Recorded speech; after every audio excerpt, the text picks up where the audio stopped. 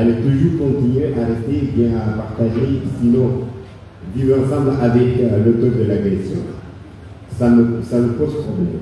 Le mieux était de trouver des centres auxquels ces enfants-là peuvent être admis pour qu'une prise en charge soit psychologique, pour ne pas dire financière, qu'on très plus à leur égard. Mais malheureusement, la prise en charge est toujours jusqu'à présent de pas effective. Donc je demande ici, le combat que nous sommes censés mener maintenant, c'est par rapport à la prise en charge.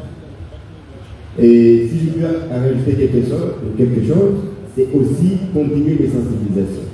Parce que ces personnes, je ne suis pas les vérités voyous, mais les personnes, ces délinquants-là qui continuent à agresser nos enfants, nos nièces et nos neveux, sont avec nous. Malheureusement, nous ne pouvons pas les chasser du pays.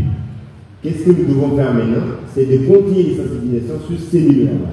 Surtout les mineurs qui, malheureusement, continuent à les fréquenter. Mais je peux vous dire, avant de venir ici, j'ai eu un cas, je vous précise tout de suite, 2 jeunes filles mineures qui ont pris la ferme décision de voyager sur l'île de Goélie. Pourquoi? Parce que les parents voulaient leur séparer.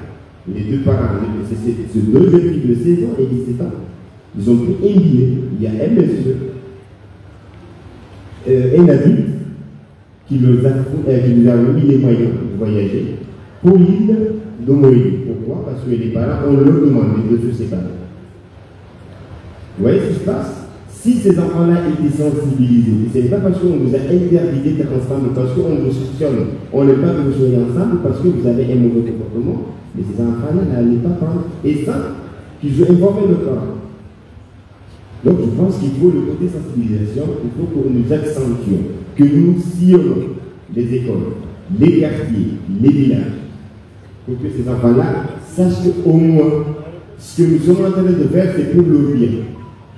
Cela nous permettra aussi de pouvoir un jour être en mesure de canaliser, sinon de maîtriser sur le sujet. Je termine par dire, en 2023, nous en avions enregistré 60 cas d'agression sexuelle. En 2024, on est arrivé à 71. Donc, c'est que ça augmente ou ça ne diminue pas. En 2025, je ne le souhaite pas, mais selon les dossiers que nous recevons, les cas vont encore augmenter. Que faire? Vraiment, je le dis ici, la solution n'appartient pas à la justice seule. Il faut que tout le monde s'y mette. Les parents au premier rang, aux collectivités locales, à tout le monde. La justice, nous, notre mission, c'est d'incarcérer les auteurs de ces infractions-là. Mais le reste, ça appartient à tout le monde. Merci. Merci, monsieur le procureur, pour cet éclaircissement par rapport à l'approche juridique sur les violences faites aux femmes et aux mineurs. À présent, nous allons entendre l'intervention de la représentativité de la société civile, représentée ici par... Et ça aussi a été l'association de la lutte contre les violences faites aux femmes et aux enfants. Nous avons amené un expo photo sur les thématiques du mariage précoce aux Comores. Et malheureusement, ce que j'ai eu comme information à travers ces photos, c'est que pas que les filles, il y a même des petits garçons, des mineurs de 16 ans qui sont victimes de mariage précoce et qui sont livrés à eux-mêmes à être pères de famille à 16 ans. Et ça, c'était très émouvant. On a fait le tour du département de Seine-Saint-Denis avec ces photos. Et la Réunion aussi avait une thématique de oser parler.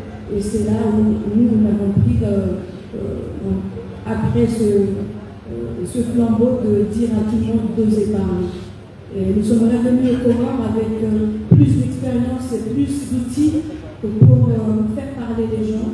Et à travers cela, nous avons monté beaucoup de projets justement pour faire parler et aussi pour amener à nos autorités. Et ça nous encourage et nous sommes initiatives. Tout d'abord, la société civile, moi je vais répondre à la question. La société civile est très importante dans cette lutte. Nous le savons, nous le vivons. Je tiens tout d'abord à remercier toutes les associations qui sont là, les ONG qui sont là, qui ont milité avec nous dans la plateforme de lutte contre les violences faites aux femmes, que nous avons tous milité ensemble. Je vois des têtes. Je vous remercie beaucoup de votre initiative et de vos luttes. La société civile est très importante, madame la coordinatrice. Nous vous remercions beaucoup de tout ce que vous avez fait pour que ce séminaire soit une réussite. Je n'ai qu'à vous remercier, chère assistance. Arrivé à la fin de ce panel, je dirais que l'assistance nous avons révélé ici et que dans toutes les mesures d'accompagnement, approche scientifique, je m'excuse, j'ai oublié, j'allais louper la présentation de l'Université des Comores, notamment de Madame. Qui sont faits aux enfants, aux adolescents, corps qui est détruit petit à petit et qui fait en sorte qu'à la fin, ça meurt de l'intérieur. Souvent, on parle des effets psychologiques parce que ça a des répercussions qui sont à la fin visibles, même si au début, ça ne se voit pas, mais des conséquences qui sont visibles à la fin. Mais on oublie aussi que le corps en lui-même souffre en silence. Et ces troubles qui sont invisibles peuvent à la fin devenir visibles, tout comme les troubles psychologiques. Tout à l'heure, Madame la responsable de l'Observatoire international des violences faites aux femmes a montré la peur, l'effroi que vivent au quotidien les personnes victimes de violences. Et sur cette lancée, en fait, je voudrais qu'on essaie de s'imaginer vivre au quotidien en tant qu'enfant, en tant qu'adolescent, en tant que femme dans un environnement violent. Et dans cette constante peur et ce stress qui est permanent, parce qu'on ne sait pas quand est-ce que ça peut arriver, on ne sait pas ce qu'on a fait pour que ça arrive, et c'est ce stress qui est permanent au quotidien. Alors, quand un enfant grandit dans ce milieu-là, on a son cerveau qui apprend à être en stand-by, comme on dit.